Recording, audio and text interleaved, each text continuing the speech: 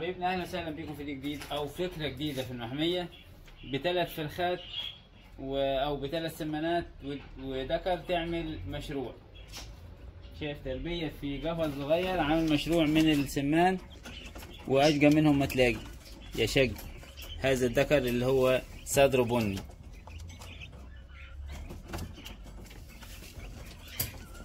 لو انا فتحت لهم القفص هيمشوا. بنجيب للانارب النجيله بتاعتنا الخضرا دي. بص الواحده طولها قد ايه. ده النجيله بتاعتها طالع للكريز ده طلعتها. وبص السيرة ما بنجيش حتى 20 سنتي اهو.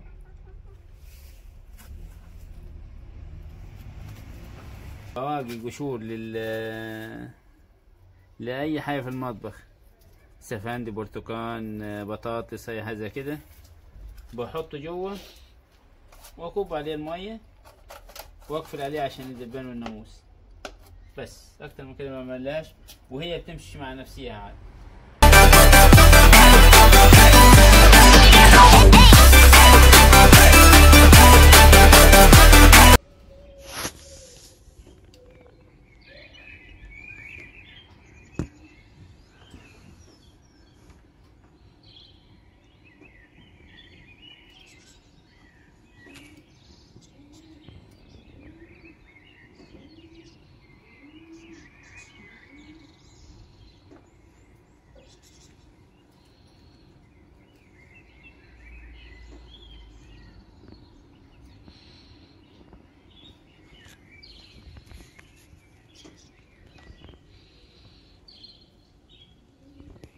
الفرد ده هيجي كده وهيمشي كده، يجي كده ويجي كده، واللي من هناك ده يجي من هنا كده، ماشي من هنا كده على كله هنا. شايف من العنب ازاي بس؟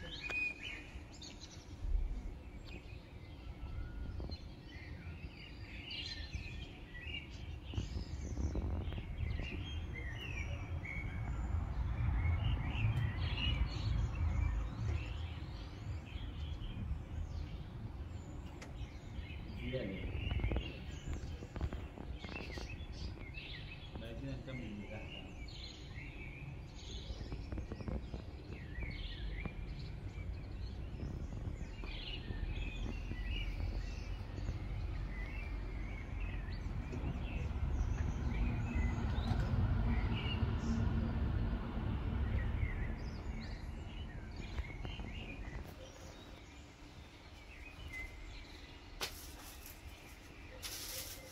طبعا كل القديم ده لازم ينزل، حتى اللي هو لازم ينزل. وهنا انا همشيها من هنا كده على دياتي بحيث ان هي ما تمشيش على المحميه وتخليها تضلل، لان لو انا خليتها تضلل على المحميه يبقى كده مش هقدر ازرع حاجه فيها.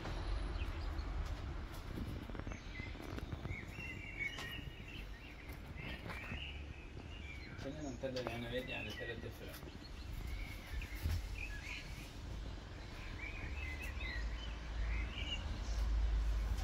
واحد هناك اهو، او التكعيبه دي اخليها على 3.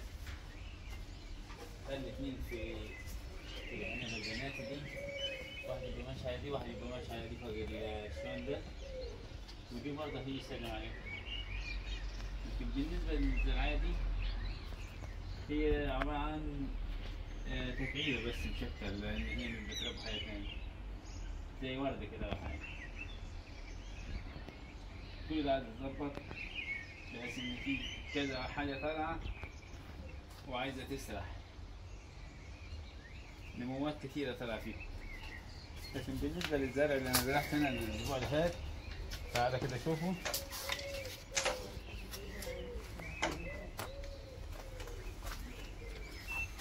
دي احسن من كده، بس عشان الضله لقاها كبرت بطريقه عشوائيه.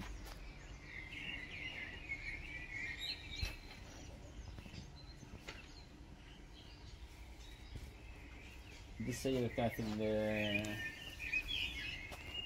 الرمان لسه ما اتملتش ورق.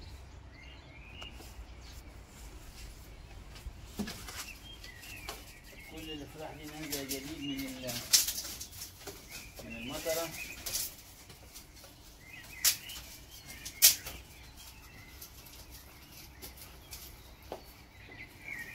من المطر، مطر يا مطر يا مطر.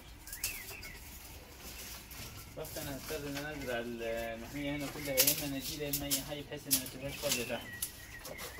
الشجرة كبيرة كانت طالعة السنة اللي فاتت، لسه ليها حياة طالعة تاني، بس السنة دي مش هخليها تكبر عشان خاطر السنة اللي فاتت لما ضللت على المحمية موتت الزرع كله اللي فيه. ودي تاني سنة تعتبر للزيتونية، بس ما ربيتش السنة دي مش عارف ليه، مع ان انا بعمل خلطة حلوة للزرع بتاعي يخليه كل 10 سنين مش حايك فيها الخلطة اللي انا بعملها. عايز اجيب ادق فيها مسمار من تحت او اجرح الجذر بتاعها بحيث ان هي تربى. يعني ممكن نجيب دي كده اهو،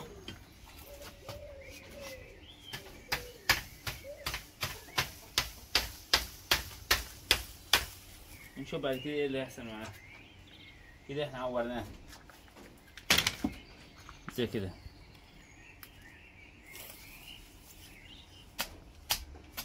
ده السم بتاع الفلان عشان الزرع، عشان لو في عصافير زيت ما تاكلوش.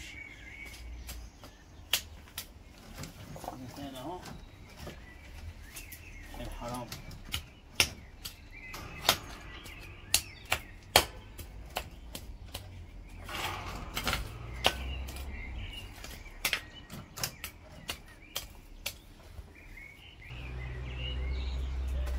وهنا انا برضو بخلي البواقي من النجيله والبواقي من الزرع من كل ده بعمل بيه كومبوست.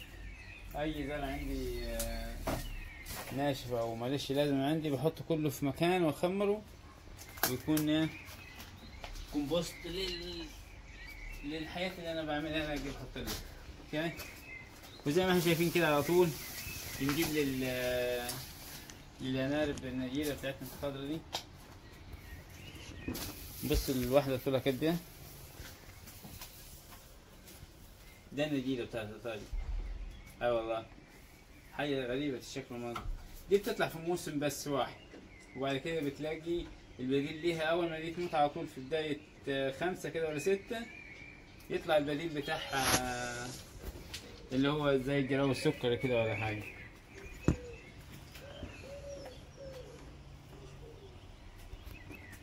وعندي السيارة دي بتاعت الليفت دي انا كنت زارعها من السنه اللي فاتت. انا باخد منها تجاوي بس، كل سنه بتربي تجاوي. التجاوي بتاعتها طالعه هنا.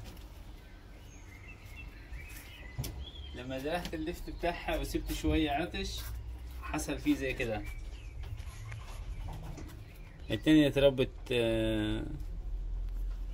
بتاعنا. وعندي هنا نموات للكريز ده طلعتها. وبص السيارة مبيجيش حتى 20 سنتي اهو.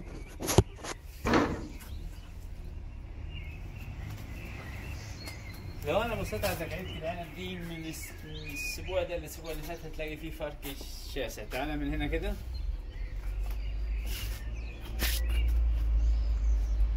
شايفين نمواتها ازاي؟ ده عنب طالع. اتمنى ان السنة دي تملى التجعيبة دي، لان هي انا اطلعها على 3 فرع دي، فرع موديه للمحمية التانية اللي هناك دي التكعيبة التانية، بحس ان ما عنديش في الناحية التانية لسه حاجة كبيرة. لكن عندي دي عنب اسود او عنب بيسموه هنا عنب فينو، وزارع تحتيها جراوي سكري. انا جراوي سكري بس زارع عشان خاطر اخلي التربة متماسكة مش اكتر. ودي برضو مطلع نموات هنا لو احنا خدنا بالنا منها اهو، لكن طلع بالمن بتاعه. فالمن ده ممكن يقتل اي نبات. دي ممكن ترمي على هنا كده لو كملت يعني. التين ده عقل انا جايبه من جنبينا هنا. والشجرة الصغيرة دي شجرة رمان، بس انا زارعها من حاجة كده كده طلع. عندي العنبة دي بناتي برضو زي اللي هناك، لكن دي مزروعة في الأرض اهي، لكن نموها مش زي اللي زي في الجردل دي. اللي في الجردل تلاقيها أكتر.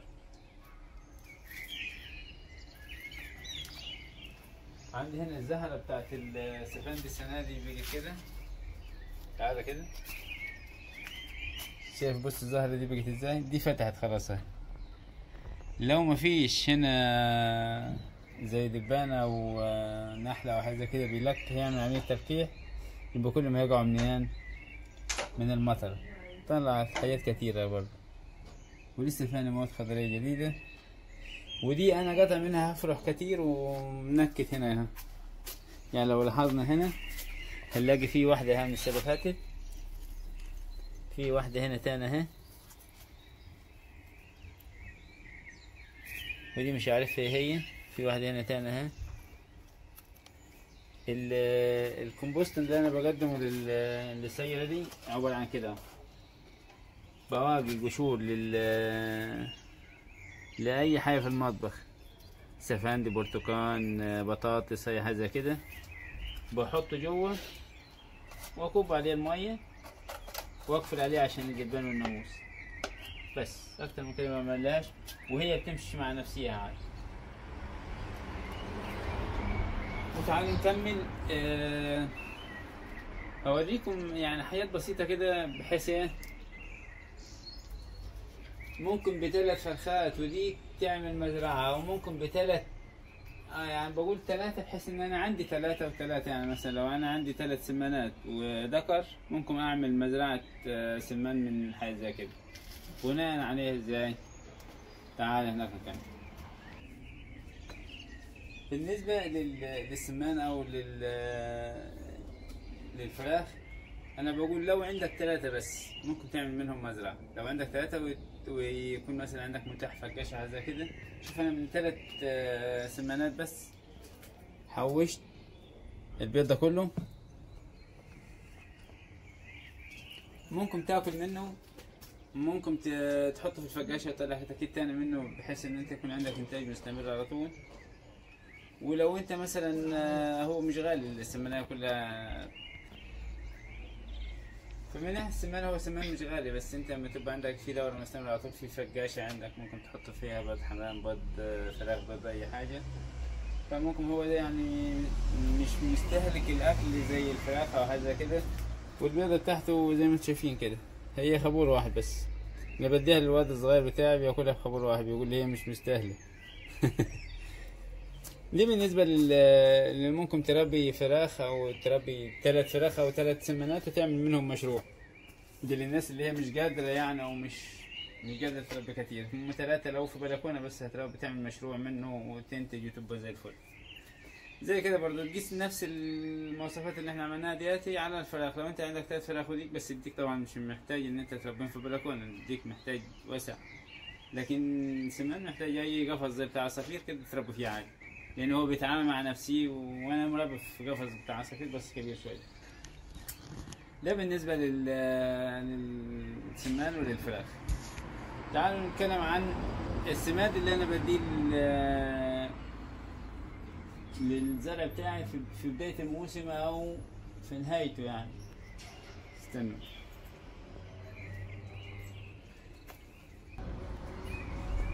بص، ده كل حاجه بتطلع من المطبخ هنا، كل حاجة انت بتستخدمها، يعني قشر بطاطس، قشر باذنجان، فول اخضر،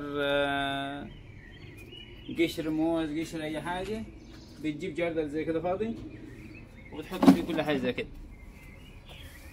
وشوية مية زي كده حلوين، نقطهم الجردل وتروح ملينه. هتسيبهم 24 ساعة، هتبص هتلاقي فيه مية لنفس دي بس زرقا مش هتبان المية فيها. دي برضه فيها قشر موز، زي كده، بس دي فضيت الجزازة بتاعتها. شايفين القشر الموز ازاي؟ فاضلكم هنا في شايفين اللون بتاعه بقى ازاي؟ ده كان مية عادية، بس هو بيحلب القشر بتاع الموز. بتجيب كل واحدة كده عبارة عن فنجالين 3 تكبهم تحتيها. هتبص تلاقي لو هي مش تطلع زهر السنة دي ولا مش هتطلع سمك ولا هتطلع. وده كل اللي احنا بنتكلم عنه، ان انت لازما تدي سماد للعبوات اللي انت عاملها البلاستيك، او انت عامل في البلكونه او حاجه زي كده، بحيث ان هم ملهم مش بياخدوا عناصر من تحت في الارض. ده لازم انت اللي تديهم العناصر. هي بتسرح هناك، لو هي مزرعه في ارض زي اللي هناك دي بتسرح والجدر بتاعها بيسرح ويجيب الغذاء بتاعه، لكن هنا لازم انا اديها الغذاء بتاعها. لو ما عطيتهاش ممكن عادة تبقى شجرة خضراء، بس هو مش هتبقى ولا مثمرة ولا ملهاش أي أهمية عندك. هي كل ما فيها إن هي حياة خضراء وبس كده، لكن كأن هي هتطلع لك نموات وثمر وحاجات زي كده، زي العنب اللي شفناه السنة اللي فاتت. والسنة دي بإذن الله هوريكم أحسن منه. ولو الجو حر كده ترطب عليهم شوية وبتاع كده إزازة مية، بحيث إن أنت تبقى دايما عامل اساسي عندك في الزرع بتاعك. البصل انا الاخضر ده بنقي منه الورق زي ما انتم شايفين كده واكله. عندي المشكله بتاعت النمله، انا خرب الدنيا، بس ما بحبش احط اي حاجه عشان ما بحبش اقتل اي حاجه حتى لو كانت نملايه والله. بس هتعمل ايه؟ بحاول ان انا ابعدهم عني. هو بس شويه الجرجير دول غزر منه شويه، وما يهنش عليه ان انا اخفهم واقلعهم وارميهم واقول انا كده كده شويه انا ابوكم وكلهم وخلاص. والنعناع اللي قبلناه الاسبوع اللي فات مع بعضينا، شايفين ازاي؟ اللي سمع الفيديو اللي فات هيشوفنا ان احنا قبلنا النعناع الحلقه اللي فاتت. وفي هنا برضو الدوده او اي حاجه كده بتاكل الورق، شايفين ازاي؟ اهي دي لازم تتخلص منها، عشان دي ما بتنامش بالليل، بتاكل وتمشي على الورق لحد ما تخلصه.